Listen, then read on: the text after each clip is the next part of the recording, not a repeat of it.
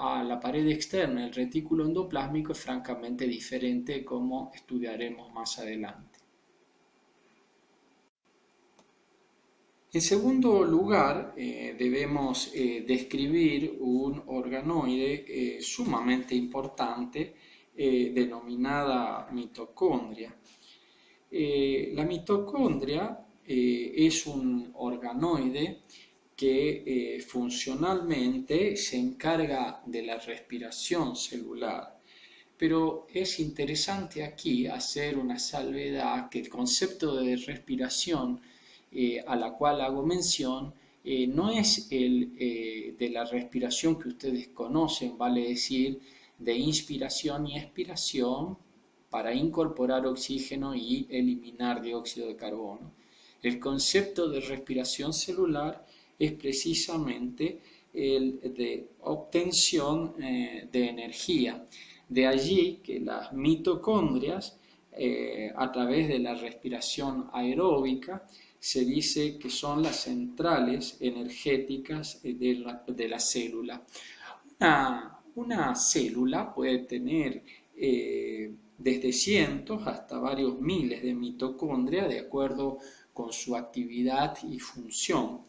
Las células activas, como por ejemplo las células miocárdicas o miocitos, o bien los espermatozoides en su cadena en el cuello de la célula, presentan una gran cantidad de mitocondrias, pues necesitan para su función la producción constante e ininterrumpida de la energía celular. Y cuando hablamos de energía celular, hablamos del adenosín trifosfato o ATP, que estudiaremos más adelante.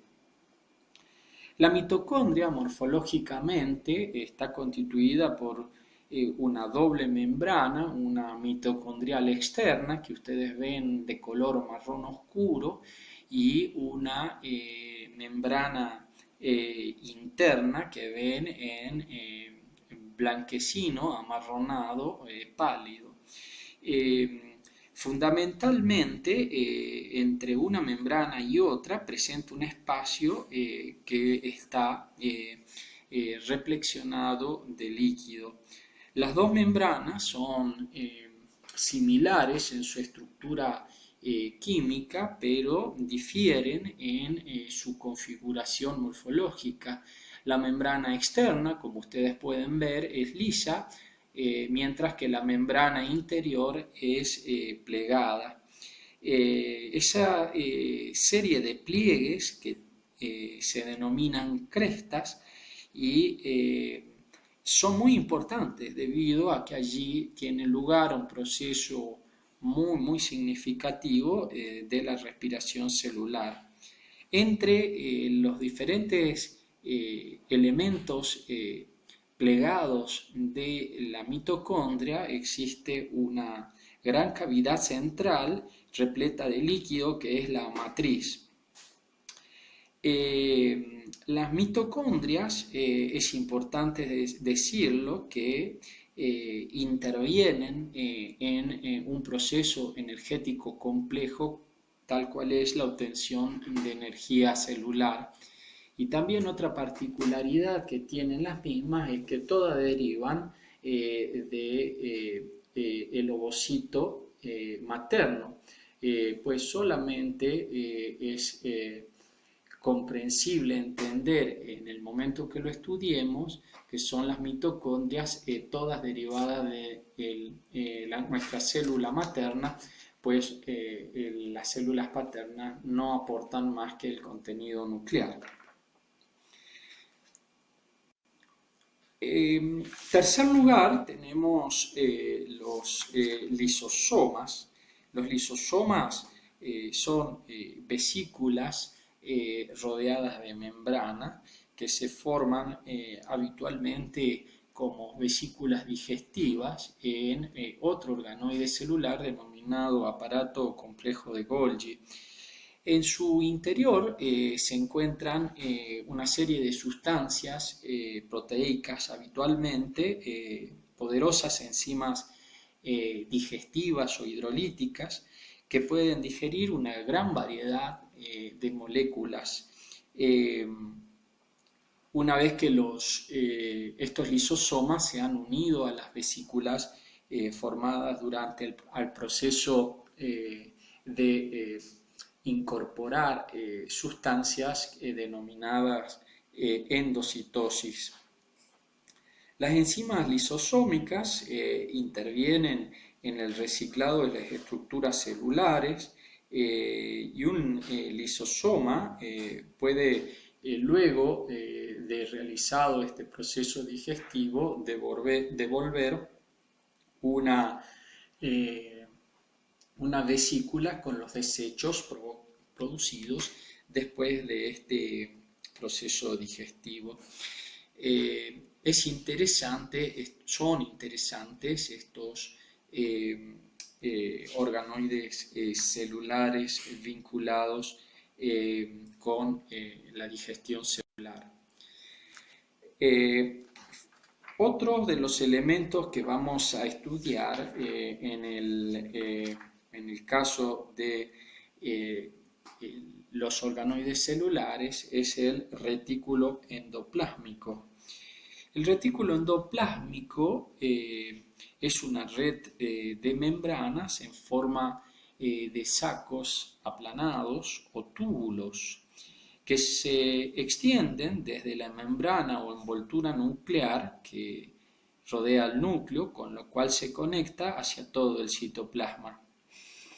El retículo endoplásmico es muy extenso y las células habitualmente tienen dos tipos de retículo endoplásmico cuya clasificación se basa fundamentalmente en un concepto morfológico, pero que tiene su implicancia funcional, como lo vamos a entender luego. En primera instancia, tenemos que hablar del retículo endoplásmico liso, que se extiende desde el retículo endoplásmico rugoso para formar una red de túbulos membranosos. Contiene enzimas especiales que pueden hacerlo más diverso que el retículo endoplásmico rugoso y la célula, en cuanto al retículo endoplásmico liso y sus funciones, vamos a ver que están relacionados con la síntesis de lípidos y la liberación de calcio, por ejemplo, entre otros y muy complejas funciones de este retículo endoplásmico. El retículo endoplásmico rugoso, por el contrario, es una estructura que se continúa con la membrana nuclear, de la cual habitualmente se restituye luego de la división celular y generalmente se presenta en una unidad de sacos plegados. La superficie externa del retículo endoplásmico está tapizada por elementos que ya hemos estudiado y que ustedes recordarán que son los ribosomas. Las proteínas sintetizadas por los ribosomas penetran en los espacios de estos túbulos y sáculos del retículo endoplásmico rugoso para su procesamiento y distribución ulterior. En algunos casos, ciertas enzimas se unen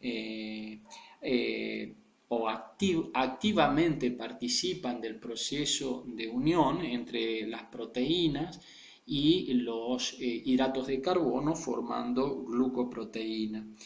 En otros casos puede ser que se sinteticen fosfolípidos.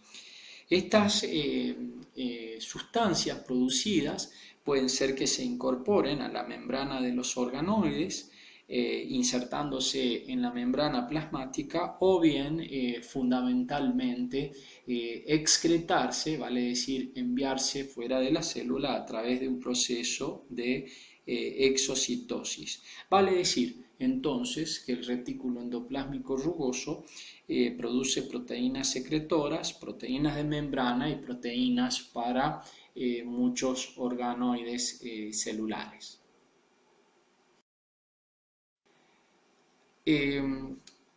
Bueno, a manera de repaso, decimos que el retículo endoplásmico rugoso incluye a las proteínas, perdón, a las membranas estructurales distribuidas en una serie de sacúlos y túbulos conectados entre sí y con una conexión con el sistema de endomembranas de la membrana nuclear y hemos comentado la característica morfológica de ser denominado rugoso por la existencia de ribosomas en su pared externa. Y se encargan de la síntesis de proteínas, como ya dijimos, con sus diferentes variantes. Ustedes pueden ver en la proyección sobre el costado derecho la integración morfofuncional entre la membrana nuclear internamente, el retículo endoplásmico rugoso y el aparato de Golgi, que es mencionado en algunos libros y tratados de citología como el complejo Grell, que estudiaremos tal vez más adelante. Con respecto al retículo endoplásmico liso, dijimos que era un sistema de túbulos y membranas que habitualmente continuaba el retículo endoplásmico rugoso, que formaban vesículas hacia el aparato de Golgi y cuyas funciones estaban relacionados con la síntesis de fosfolípidos y colesterol y a su vez proporcionaban enzimas, como ustedes pueden ver, para otros procesos muy significativos. De nuevo, me interesaría que vean la continuidad del sistema de endomembranas entre la membrana nuclear, ubicada en el centro, en lo que ustedes observan en la proyección de la izquierda, el retículo endoplásmico rugoso y el sistema de vesículas aplanadas y túbulo, el retículo endoplásmico liso, mientras que sobre la margen derecha el sistema histofisiológico denominado Grell. El aparato de Golgi, o también conocido como complejo de Golgi, es interesante que lo encontremos aquí integrado a las estructuras que venimos describiendo con antelación, como por ejemplo el retículo endoplásmico. El complejo de Golgi consta de 2 a 20 cisternas, que son pequeños sacos aplanados y membranosos de borde saliente que aparecen a la manera de una pila de platos hondos invertidos y curvados y que le dan al complejo de Golgi una forma de copa. Se denomina aparato o complejo de Golgi en honor al célebre histofisiólogo italiano denominado Camillo Golgi. Prácticamente en citología es la única estructura que ha conservado el nombre de su principal mentor. Casi todas las células tienen varios complejos y estos son muy numerosos. Entenderán ustedes desde el punto de vista funcional en las células que tienen una activa función de secreción de proteína, pues es una de las estructuras claves para entender el papel del complejo de Golgi en la síntesis de las proteínas celulares. Las cisternas en los extremos opuestos de un complejo de Golgi difieren entre sí en su forma, su tamaño y su actividad enzimática. Ustedes pueden ver que la entrada convexa o cara cis, como ven en la proyección a la izquierda, mira hacia el retículo endoplásmico rugoso y la salida, que es cóncava, en donde se van desprendiendo las vesículas, es la cara trans y mira hacia la membrana plasmática